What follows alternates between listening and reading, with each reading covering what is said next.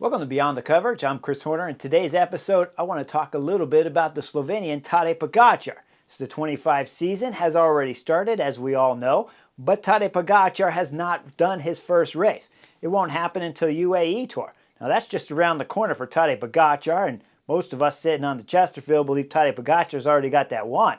So when we look further at his program, though, what I want to highlight is his 4 monument races that he has coming up. Milan-San Remo, Tour of Flanders.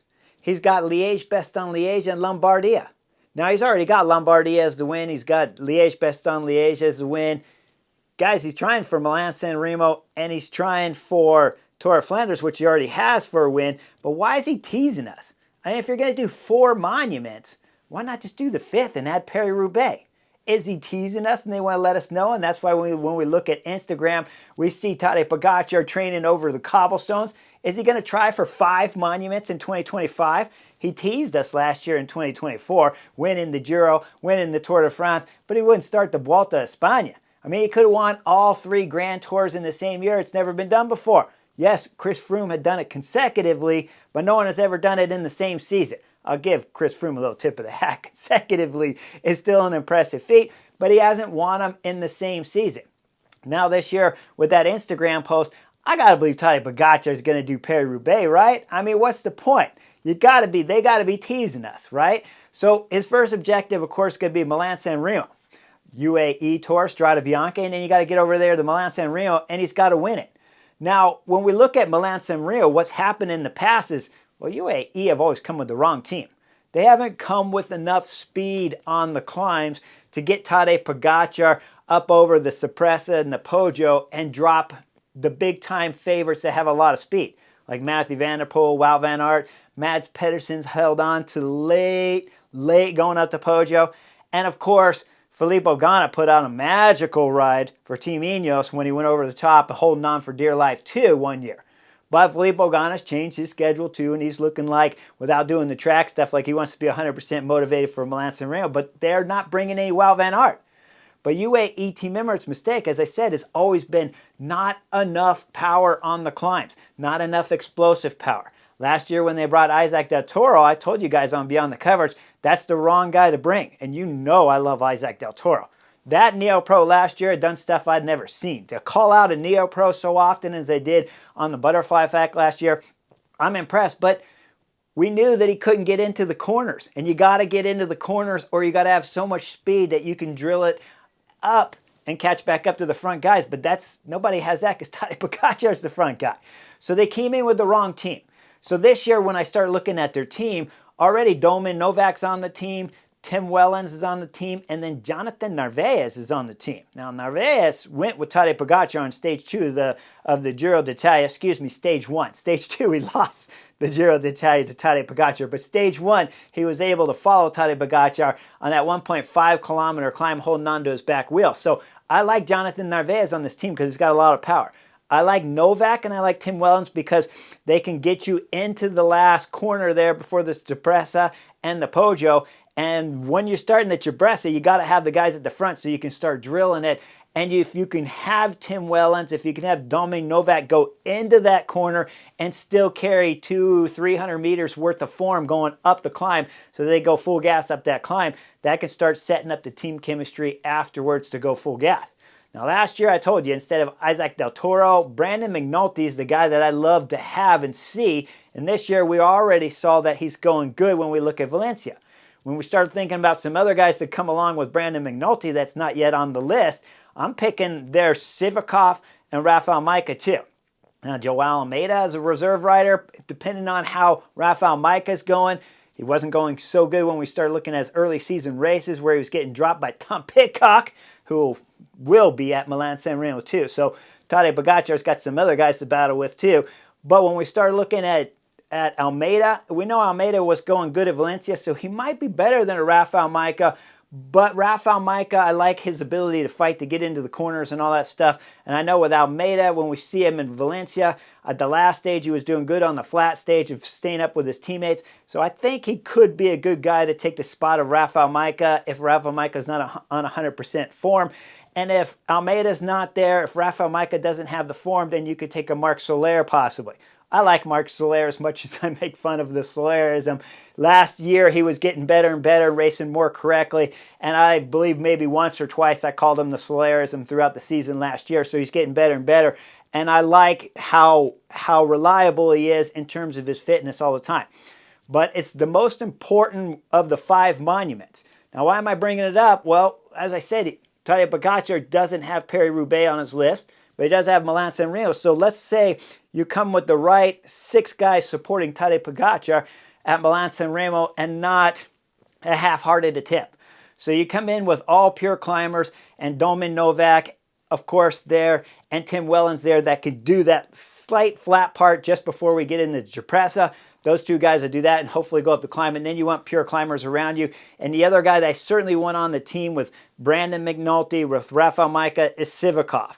Those are my first 3 guys. And as I said, with Rafael Majka, depending on his form, you could have Almeida jump in there and take one of those guys' spots, but most likely not the spot of Sivakov or Brandon McNulty. So with that 6-rider team, once you come into that, if they can win Milan-San Remo, if they can get rid of Mathieu van der Poel. Remember, Mathieu van der Poel won 2 years ago, and his teammate Jasper Philipsen won last year with the help of Mathieu van der Poel covering the attacks of Tadej Pogačar. That's the only reason why Jasper Philipsen won last year, was the help of Mathieu van der Poel. So you got to get rid of Mathieu van der Poel so you got clean air. If Tadej Pogačar can get rid of Mathieu van der Poel with the help of his 6 teammates, then all of a sudden the next guys you got to start looking at is Mads Pedersen. So if you drop Mathieu van der Poel and you're looking at Mads Pedersen, that means Mads Pedersen's probably already been dropped if Mathieu van der Poel has too. There is no Wout van Aert on the start list at this moment. He's focusing over there on Paris-Roubaix and Tour of Flanders. And so Tadej Pogačar, we'll see him at the other monuments, but not at Milan-San Remo at this moment.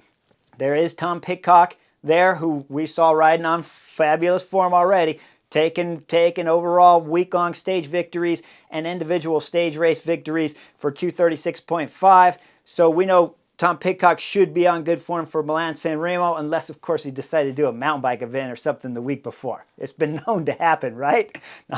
So if Tom Pidcock's focused 100% like we've already seen him focus here in 2025, he should be a force to reckon with at Milan-San Remo. And I believe could possibly be the last guy left on Tadej Pogačar's wheel. I don't think it'll be Mads Pedersen. I don't think Arnaud Delis will be the last guy left. Mathieu van der Poel could be the last guy left, but if it's not Mathieu van der Poel, it's going to be Tom Pidcock left there on Tadej Pogačar's wheel going up the Poggio on the last climb there at Milan-San Remo. So Tadej Pogačar has to be able to get rid of Tom Pidcock. He has to be able to get rid of Mathieu van der Poel. And like I said, if Mathieu van der Poel's off, Mads Pedersen will be too. So let's say Tadej Pogačar wins Milan-San Remo. He has 4 of the monuments.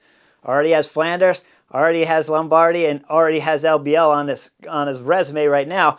So then he's going to go race Flanders. So let's say in 2025 season, he wins Milan-San Remo, goes over to Tour of Flanders, and he demolishes everybody there, and he wins Tour of Flanders again. Now, you're going to tell me the Slovenian wins Milan-San Remo, wins Tour of Flanders, and he's not going to go over to Paris-Roubaix?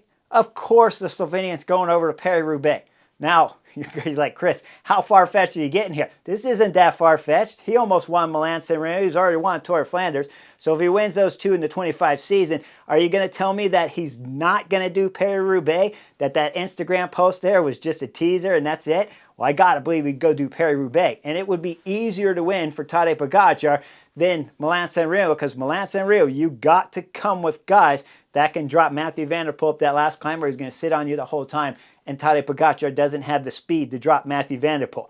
But if Mathieu van der Poel comes off at Milan-San Remo on the Poggio and Tom Pidcock's still there, Tom Pidcock will work with Tadej Pogačar dropping down the Poggio. We all know nobody's going to catch Tom Pidcock going down the descent, so Tadej Pogačar just has to hold on to the British rider's wheel for dear life going down the Poggio, and then those 2 are going to come to the line because no one else from behind is going to make up time on the descent when we're talking about to the British kid Tom Pidcock. So Tadej Pogačar beats him in the sprint, let's say, won Milan-San Remo, goes to Tour of Flanders, wins it again.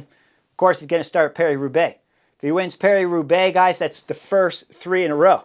Then he's just got to win LBL, which is ideally made for Tadej Pogačar to win.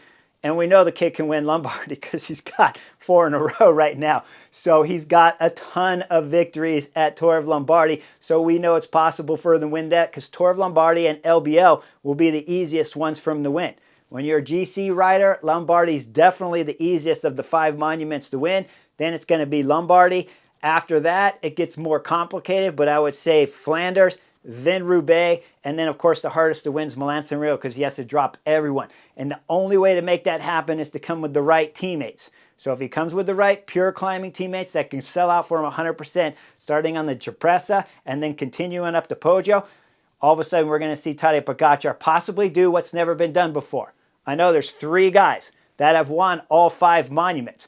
Rick Van Looy's done it. Eddie Merckx has done it. Roger de Vlaming's done it. But none of those 3 Belgians have done it all in the same season. So Tadej Pogačar has a shot right now when the season begins to win all 5 if he can get Milan-San Remo correct. He has a shot of winning all 5 in the same season. It's not an easy shot. It's far-fetched out there, but it's not too far-fetched, right? He won almost everything he had on his resume starting last season in 2024, and that was the Giro and the Tour de France and the Road World Championships. Those are big wins, so we know he can win Milan-San Remo with the right team. Then he got to come in with the fine legs to start Tour of Flanders and Paris-Roubaix. And if he wins those first 3 guys, it's not far-fetched to see that he wins LBL. Then he's got time to relax and win Lombardia.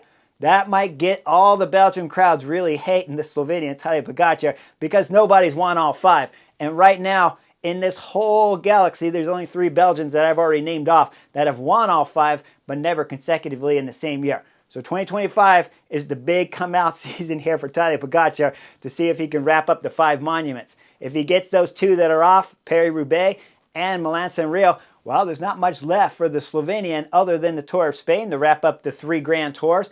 After that, he's got some week-long races like Tour of the Basque Country and, of course, Dauphiné.